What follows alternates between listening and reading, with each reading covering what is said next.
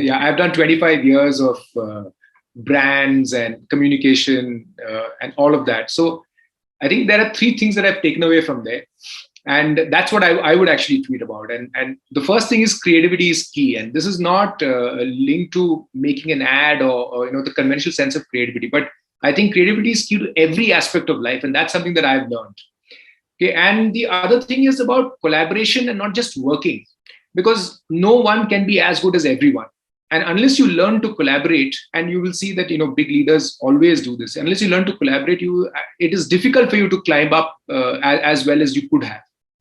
The third thing, call it socialism or whatever, but I feel that ownership and not employment is the key, because only if you have ownership and that calls for motivation of a different level and a structure of a different level. Only if you have ownership will you really be able to add a disproportionate. Welcome, Saji. It's so nice to have you. It's so nice to have you on my show, Jagged with Just Ravi. Conversations at the edge with thought leaders from marketing and the branding world. Saji, you've had a great strategic planning career because you've worked on wonderful brands and have had a global overview. We pick up Lifebuoy because at this point in time, again, it has walked the walk and walked the talk with how it has promoted soap as the first line of defense and even mentioned its own rivals. So if we had to talk about how Lifebuoy has been doing this, all along, how it has actually taken up a cause and fought for it, committed to it, which campaign would you pick up? And what would you like to share in terms of challenges, obstacles, and insights? It's an interesting question. And, Lifebuoy is a very interesting brand. And when I started working on it, I realized that it was not just an Indian brand, because most of us in India, because we've grown up with it, we feel that it is a really rooted Indian brand. But it is a truly global brand. At one point, it was everywhere. And now I think it's gone really global. One of the key things that Lifebuoy has become known for, as like you mentioned, is its social mission. And I think it really embodies the wording, the phrase of doing well by doing good. And it is one of the rare brands where the social mission is not an offshoot or is not a different activity, but it is so wedded into the core of the brand. So now, of course, this is legend, and it's quoted from HPR to a lot of case studies. I'll tell you a small instance of how this came to be, because I was fortunate enough to be part of that team when we started doing this. So I think the requirement at that time was that Lifebuoy, even before it did all of this, ran the world's largest, if I'm not mistaken, the world's largest rural health program called Swasthya Chetna. So, and that encompassed, and this is like visionary work, it went about talking about how cleanliness is a good thing and how clean habits, make you fall less ill across villages. So our brief at that point of time was, look, we've done such a lot of stuff. People don't know it. People just think of us as a soap. How can we talk about what we've done? And that was literally the brief, and what about so that was the brief. And I remember at that time, there was a lot of internal brainstorming and where we said that, look, what's the point of discussing past history, whether you've done it for 150 years and all. And in today's, and this was 2010, 11, I think, even in that time, we were saying that, look, consumers have limited span of attention. You are going to give them a best hit, greatest hits reel. Yes, it'll be appreciated and then it'll go. But instead, we thought that, can we actually talk about what we are doing now and what we plan to do and what is the big challenge that we are taking up? And we also had a massive clinical study that we did where we actually compared, people in two distinct clusters and proved that hand washing with soap actually reduces incidence of diarrhea, which is one of the key factors that cause illness and death. So since we had that, we said that now, look, what is the best way we can, instead of just claiming stuff, how do we bring it to life? And that's when in all our brainstorming and all, we said that, look, why don't we prove it to people rather than just tell people what we did? And that's when we decided, let's go to the place in India which has the worst case of diarrhea deaths and diarrhea incidences. And let's see if we can make a difference. And that's when, the village of Theskora was adopted, and we actually did an on-ground campaign there. And the result of that is what is embodied in the man walking on his hands film. We call it Gundappa internally. And that's when the new journey started of actually what Lifebuoy can do. And I mean, I'd be foolish and presumptuous to say that, I did it, but there are lots of people who were involved in it, and big credit to Unilever itself.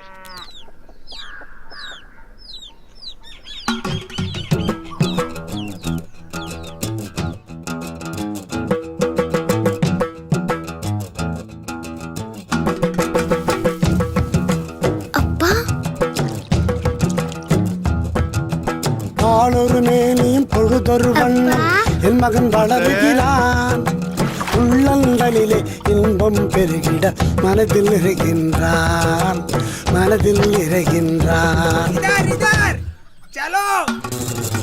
தாயும் தந்தையும் விரும்புவதெல்லாம் ஒன்னேதானுங்க ஐயா, ஒன்னேதானுங்க. கண்ணுக்கு கண்ணான தான் பெத்த பிள்ளை துள்ளி விளையாடியே மனதை மகிழ செய்யணுங்க, மகிழ செய்யணுங்க, மகிழ செய்யணுங்க. தெய்வம் தந்த செல்வமையா, நான் பெற்ற செல்வமையா, ஆரோக்கியமும் அறிவும் பெற்று வளர்ந்துட்டானையா. மனம் மகிழ்ந்தோம் ஐயா, நாமே மனம் மகிழ்ந்தோம் ஐயா.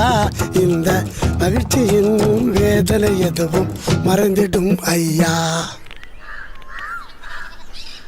ஐயா, நாளொரு மேனியும் பொழுதொரு வண்ணம் என் மகன் வளருகிறான், உள்ளங்களிலே இன்பம் பெருகிட மனதில் நிறைகின்றான், மனதில் நிறைகின்றான்.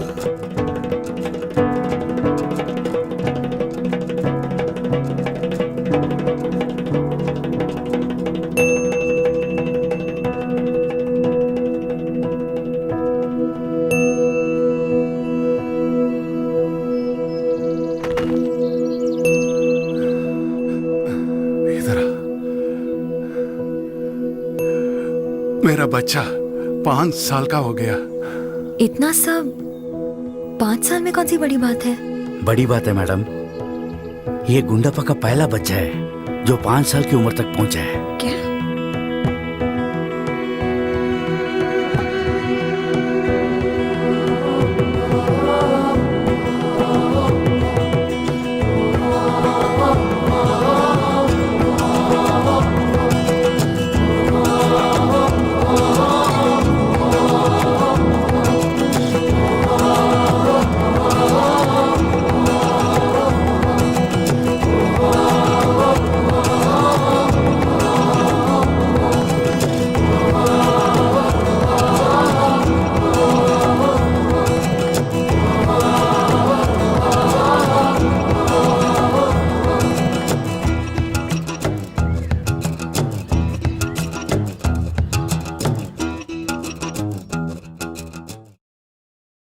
Back on it, I think history was made at that time, and I think because we built that foundation, it's become a natural progression for it to build on and go from strength to strength, and therefore you see what is happening right now.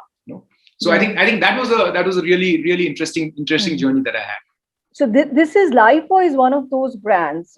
In its core DNA, it had, like you said, doing well by doing good, and now it's so easy for them to stay consistent and yet keep making a difference because it's in the health and hygiene space, and they have lived up to it every time. In the pandemic also, like they say, the character of the brand, the action and the behavior is so much in sync with what they stood for. And thank you for sharing this, how it came about. That's all this thing about healthy habits and heart move bum, etc. I mean, so many all the actual doing good missions of Unilever also, I think Lifebuoy has been at the center of it, because like you said, it's that category and its DNA as well. So Saji, we'll talk about another brand, which I personally, I think all parents and my generation people have been very, very fascinated by, is Surf Excel. You know, from Samajhdari isi mein hai, Lalita ji. You know, we have witnessed to whatever extent the entire trajectory and how it's kind of again refreshed its core when it did with Daag, Acche, Hain. Until today, you know, it is, it stands consistent and it allows reinterpretation. So it's again a powerful creative idea. Again, you know, that whole thing about let creativity and let a great universal human truth inspire a great idea for a brand. You know, all those principles we see working on the brand. If you could share how it really transpired. Because so see, actually, now that you mentioned it, I realize I've been very fortunate to work on some stellar brands. I know. But yeah. So this Dirt is Good, Daag Acche Hai, you know, before it became Daag Acche Hai. So it was a global idea. And I think hats off to the guy who cracked it. I think it was a guy called, a Frenchman called Pierre in Low London, who got that from, it was actually, again, going back into history, and maybe I should write a book, but going back into history, there was Sunlight in Canada, okay, which had done a series of ads, and not even, it wasn't even seen as a big thing, but it has done a series of ads, which was the ethos of this dirt being good.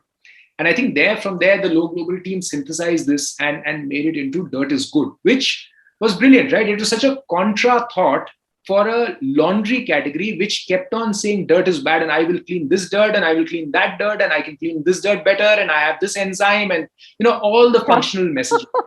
So I think it was a stellar idea. And so contra and so instinctively and intuitively so fulfilling. So the interesting part was, and when it came to India, okay, one was, of course, we have dirt is good. You can't say gandagi achhi hai, mail acha hai, you know, because they have a lot of connotations which are not right. So apart from finding that, what we also figured was, and this was a time when I was just getting onto the brand. So there was Ajay and Arun and all these guys who were, and Preeti and all who were working on this. And what we figured was that in India, dirt was not good. Dirt is actually bad. And from an evolutionary point of view, you know, we had come from the villages and we were becoming more cosmopolitan. We were becoming more city oriented, and cleanliness, hygiene, these were markers of success. So when you go to a mom and say dirt is good, let your children go out and play and get dirty, she'll turn around and stare at you and say, what are you talking about? I spend my utmost trying to make sure that they are clean, you know, because I don't want my children to be seen as some dirty kid. So that was a bit of a roadblock, you know. And then we figured that, okay, and the interesting part of dirt is good, and this is what I keep using, is dirt is good is almost like an unfinished sentence. You have to finish it depending on which geography you're going to. So dirt is good because, and that because changes from geography to geography. So in Europe and in the Western environment, dirt is good because children can connect with nature. And that itself is a great thing for them, right? Because children coming back to nature, there was too much of artificial environments there. Children coming back to nature is a great thing. But in India, dirt is good only when children actually imbibe human values, which tell the mother that, look, this child is on the right path. He or she will become a good human being. And later we also discovered that means he or she will take care of us later. Mm-hmm. So if through dirt, you showed the child imbibing values, okay, which are far beyond what is taught and what is, you know, just told to the child. If you see signs of a good character emerging, then dirt is good. Oh. So couple of key things here, because, you know, Surf was such a rock solid brand, you know, like the campaigns that you mentioned, koi bhi daag, ye daag, wo daag, koi bhi daag, Surf Excel hai na. So there were campaigns that were, and, you know, Samajdari and all of those, there was a whole body of work that told the mother that, look, if the child gets dirty, the clothes is the least of the problem. Just because Surf has such great credentials, right? So just make sure that the getting dirt part, and which is where I think Balki, Arun, Preeti came up with this fantastic idea. We call it puddle war, but I'm sure you must have seen it. And the brother trying to console the sister, and that is such a human insight. And hats off to Arun for coming up with that. And that really triggered the journey, and that was a big learning for us. Sorry, bol raha hai. Sorry, bol. And brilliant film. So that was a really the start of the journey, and you can judge the power of an idea, but the fact that it must be at least 20 years, if not more, that the idea stayed in a Unilever environment where there is a constant need to come up with newer things and refresh the brand. But this idea, the power of this idea, stayed globally. So you can imagine the power of how good this idea is. Interestingly, there's a contra learning. So when we were trying to launch this in China, what happened was, we went with the emotion story because we thought that, okay, Chinese are also emotional people. If you show the child doing things for their parents, because at that time there was a one child policy. So, so it was seen as possibly the way to go. Everything bombed in research. In fact, Chinese consumers were telling us that, okay, he is doing this for his grandfather, very good. Why does he have to get dirty?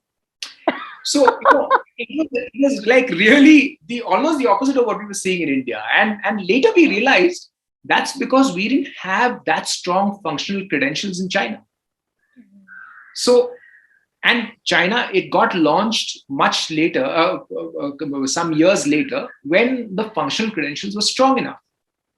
So I think that there was a learning for us that, don't get all philosophical if you can't do what you're supposed to do as a product in the first place. Housewives are buying it not to subscribe to a great philosophy of dirt. They are buying it to wash their clothes. Make sure you can clean those clothes properly.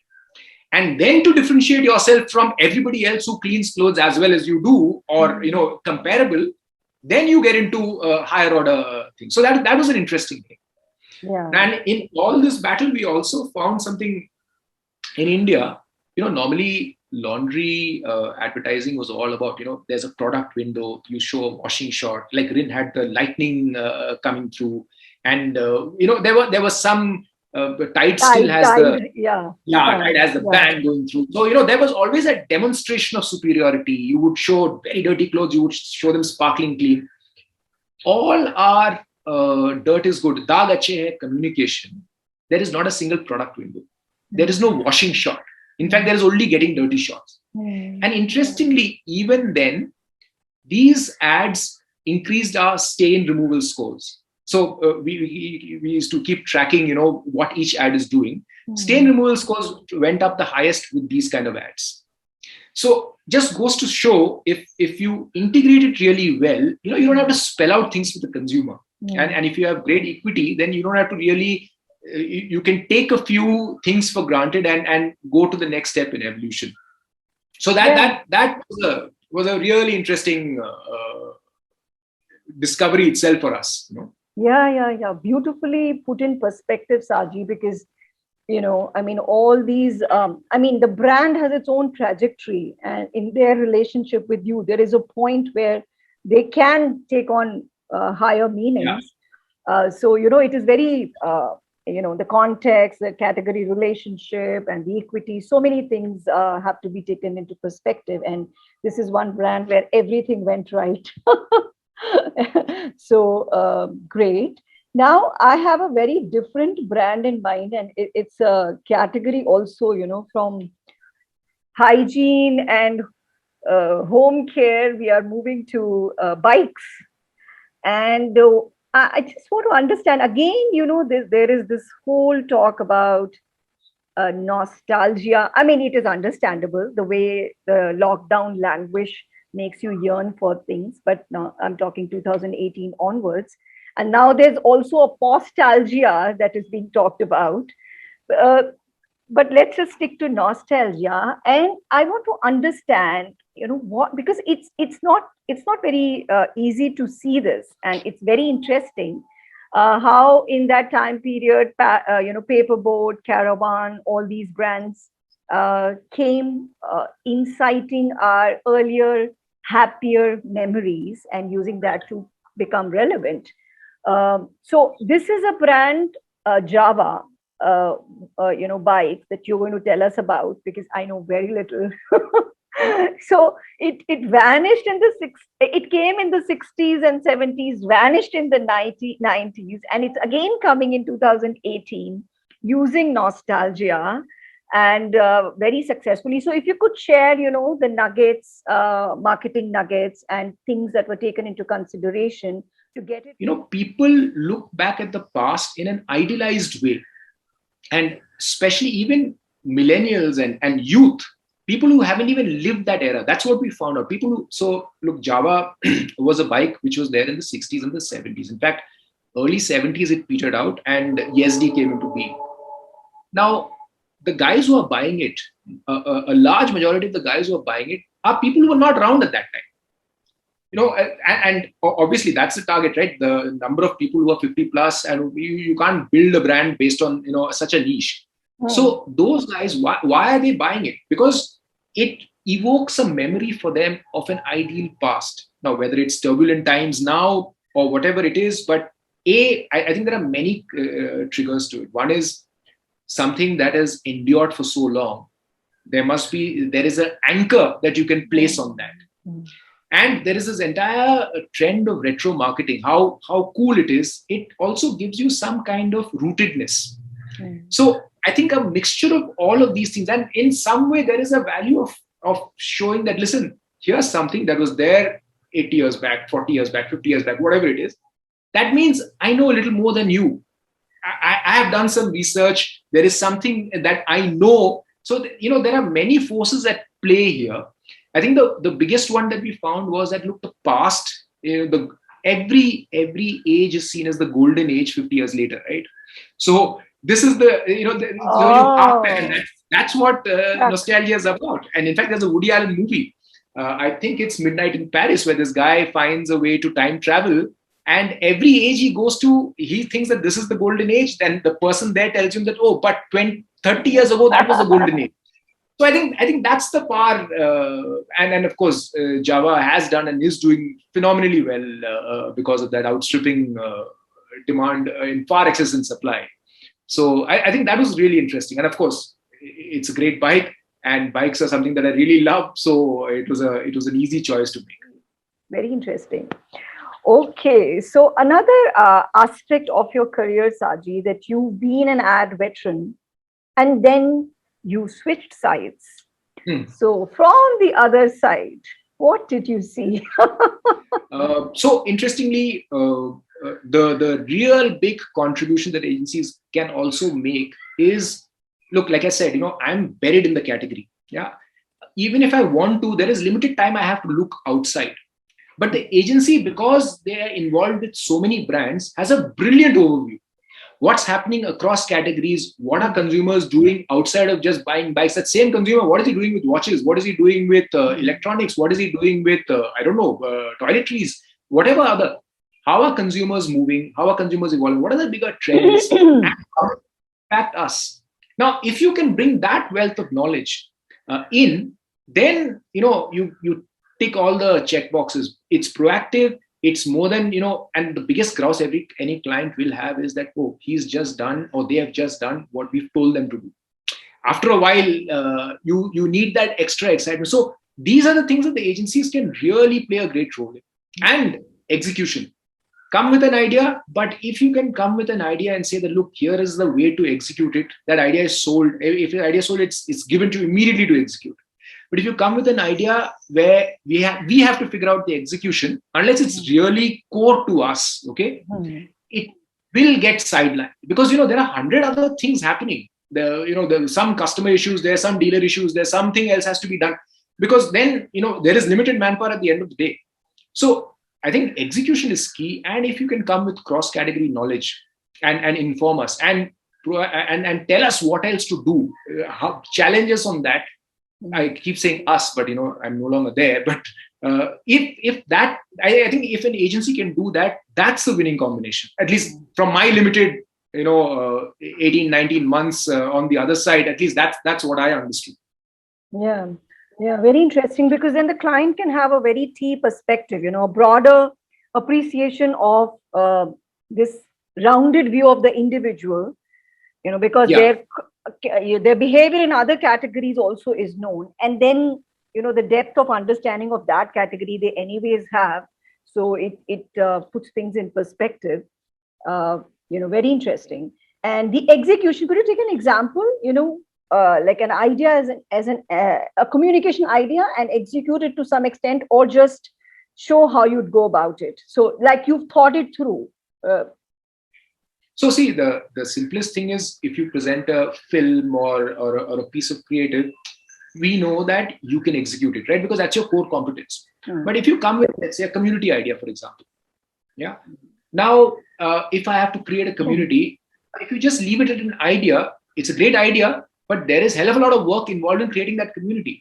But if you come and tell me, listen, my digital wing will now start, they will tell you how to create this community. Okay, we need to do this event, which will gather in all the right kind of people. We will start the enrollment online, whatever the steps may be.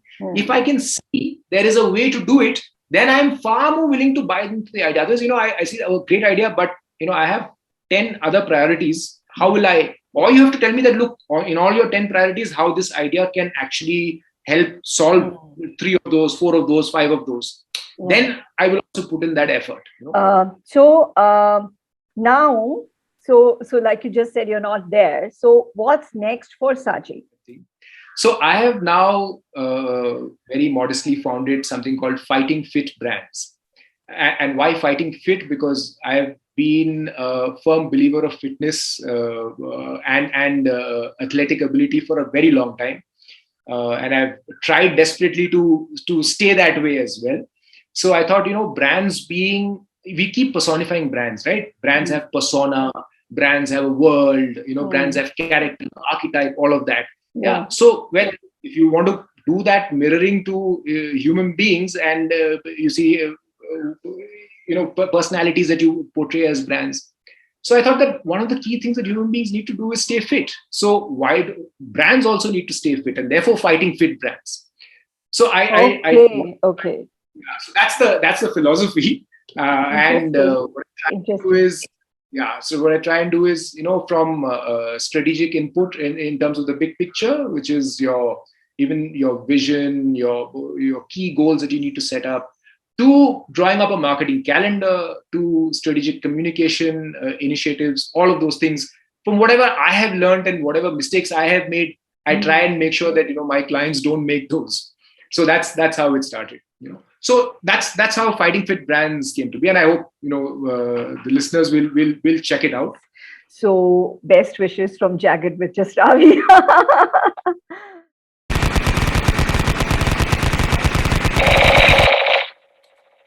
Wow. Okay. Favorite travel destination? Sri Lanka. Your most often used phrase? Okay. Okay. One thing no one knows about you. Why should I tell anybody that? Preferred food cuisine? Oriental. Favorite Avenger or superhero? Favorite Avenger. Okay, superhero Batman. Mom's best advice? Oh, I have to go through a long list now. Eat more, be healthy. Kolkata. City of joy. Truly. Okay. What would you tell your 18-year-old self? Don't worry. Whatever you do will be fine. Okay. What keeps you awake at night? Excess beer the evening before. Interesting. Very interesting. So you did very well, Saji. So I think it's a fantastic effort. And the kind of people, apart from me, the kind of people that you have conversing, and I hope I don't bring down your ratings, but the kind of people that you have chatting, the kind of conversations that you get to hear, It's really interesting, and it strikes home because this is so relevant and this is so real for us. And hats off to you for having undertaken that journey. Great. Share, like, see, that's better.